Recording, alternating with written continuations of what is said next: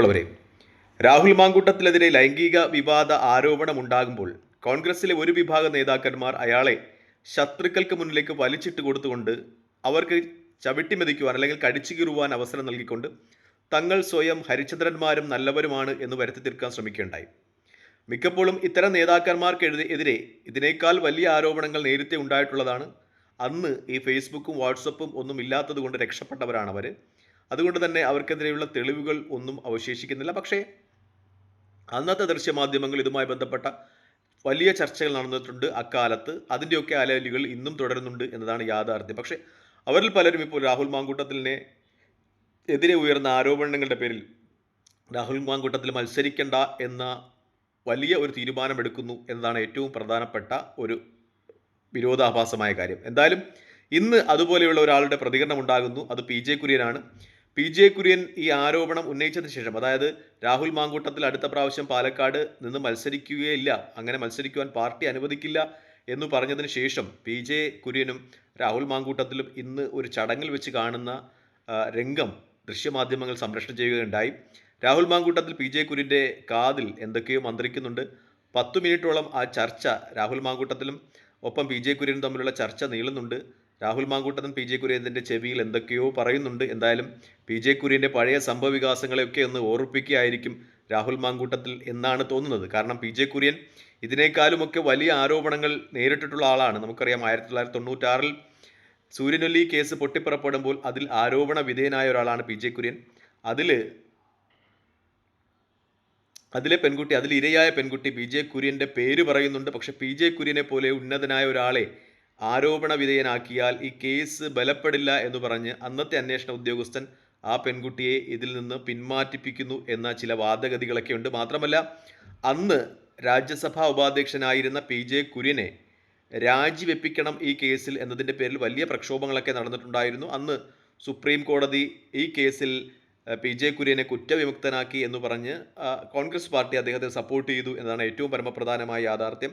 ഈ പെൺകുട്ടി പറയുന്നത് പി ജെ കുര്യനോട് താൻ അഭ്യർത്ഥിച്ചു, തന്നെ ഒന്നും ചെയ്യരുത്, രക്ഷിക്കണമെന്ന് പറഞ്ഞിട്ടും അത് കേൾക്കാതെ പി ജെ കുര്യൻ തന്നെ ആക്രമിച്ചു എന്നാണ് പറയുന്നത്. പിന്നെ അതുമായി ബന്ധപ്പെട്ട് വലിയ വിവാദങ്ങളൊക്കെ ഉണ്ട്. അന്ന് ആ കേസിൽ സാക്ഷിയായിരുന്ന ബി ജെ പിയുടെ അന്നത്തെ ജില്ലാ പ്രസിഡന്റ് പി ജെ കുര്യന് അനുകൂലമായി മൊഴി മാറ്റി.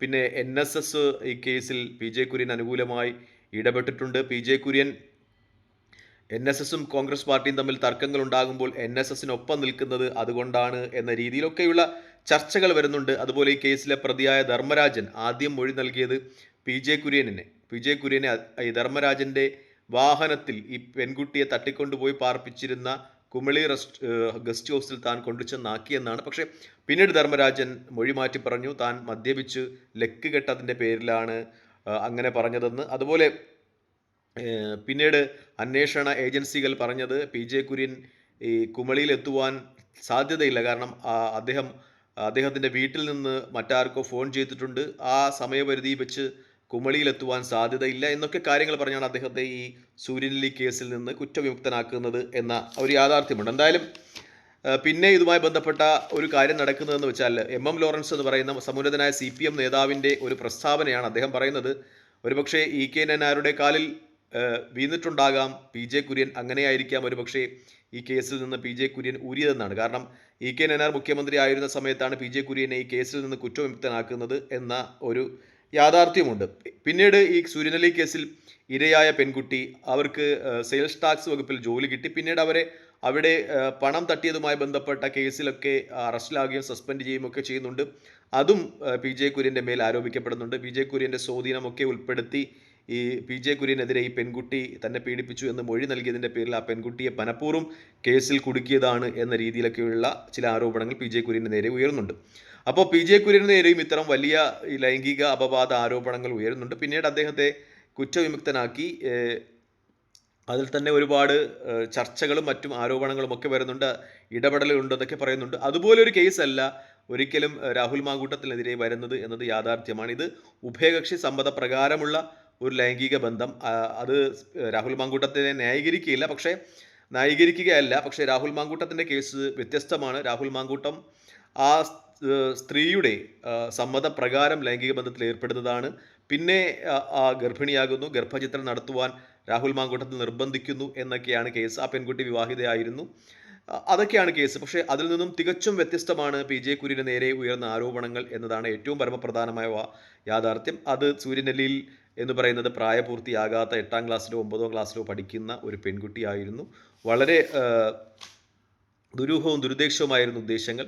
അതിൽ നിന്ന് എത്രയോ വ്യത്യസ്തമാണ് രാഹുൽ മാങ്കൂട്ടത്തിൻ്റെ കാര്യം എന്ന് നമ്മൾ ഈ അവസരത്തിൽ ചേർത്ത് വെക്കേണ്ടതുണ്ട്.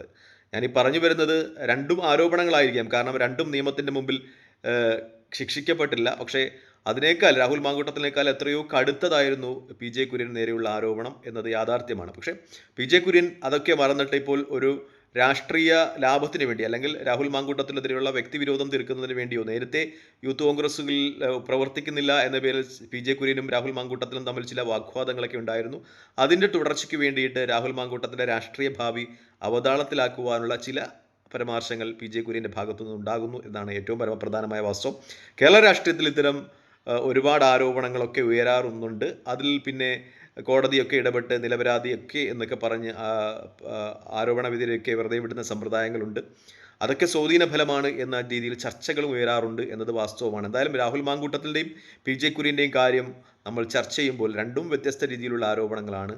രാഹുൽ മാങ്കൂട്ടത്തിൻ്റെ പേരിലുള്ളത് ഉഭയകക്ഷി സമ്മതപ്രകാരം ലൈംഗിക ബന്ധത്തിൽ ഏർപ്പെട്ടു എന്നതാണ്. അതുമായി ബന്ധപ്പെട്ട് തെളിവുകൾ പുറത്തു വരുന്നത് അങ്ങനെ തന്നെയാണ്. കാരണം നമ്മൾ TV-യിൽ ദൃശ്യമാധ്യമങ്ങളിൽ കൂടി പുറത്തുവിടുന്ന സംഭാഷണങ്ങളിലൊക്കെ ഈ ഇരയായി എന്ന് പറയുന്ന രാഹുൽ മാങ്കൂട്ടത്തിൻ്റെ കേസിൽ ഇരയായി എന്ന് പറയുന്ന പെൺകുട്ടിയും ഒപ്പം രാഹുൽ മാങ്കൂട്ടത്തിൽ തമ്മിൽ നടത്തുന്ന സംഭാഷണങ്ങളിലൊക്കെയും അവർ പരസ്പരം ഒരു അങ്ങോട്ടും ഇങ്ങോട്ടും ഒക്കെ റെസ്പെക്റ്റ് ചെയ്ത് അല്ലെങ്കിൽ ആ തീവ്രമായ ഒരു പ്രണയബന്ധത്തിലായിരുന്നു എന്നതിൻ്റെ അടിസ്ഥാനത്തിൽ തന്നെയാണ് സംസാരിക്കുന്നത്. മറ്റേ കേസ് അങ്ങനെയല്ല എന്നൊരു യാഥാർത്ഥ്യം കൂടിയുണ്ട്. അതുകൊണ്ട് രാഹുൽ മാങ്കൂട്ടത്തിനെ ലക്ഷ്യമാക്കുന്ന പലരും അദ്ദേഹത്തിൻ്റെ രാഷ്ട്രീയ ഭാവി ഈ ആരോപണത്തിൻ്റെ പേരിൽ തകർക്കുവാൻ ശ്രമിക്കുന്ന പലരും തങ്ങളുടെ ഭൂതകാലത്തിൽ കൂടി ഒന്ന് കണ്ണോടിക്കണം എന്നാണ് എനിക്ക് പറയാനുള്ളത്. അത് PJ കുര്യനായാലും മറ്റു പലരായാലും അന്ന് വളരെ തീവ്രമായിരുന്ന പല ആരോപണങ്ങൾ നേരിട്ടിട്ടുള്ള പലരും ഇന്ന് ഹരിചന്ദ്രന്മാരായി വന്നു നിന്ന് TV-യുടെ മുന്നിൽ രാഹുൽ മാങ്കൂട്ടത്തിലെ രക്തത്തിനായി ദാഹിക്കുമ്പോൾ പഴയ ചരിത്രം അതൊക്കെ ഏതെങ്കിലും ചാനലുകളുടെ ഒക്കെ പേജുകളിൽ ഉണ്ടാകും എന്നൊരു യാഥാർത്ഥ്യം കൂടി വിസ്മരിക്കാതിരിക്കുക എന്ന് പറഞ്ഞുകൊണ്ട് തൽക്കാലം ഈ വീഡിയോയുമായി ഇടവാങ്ങട്ടെ.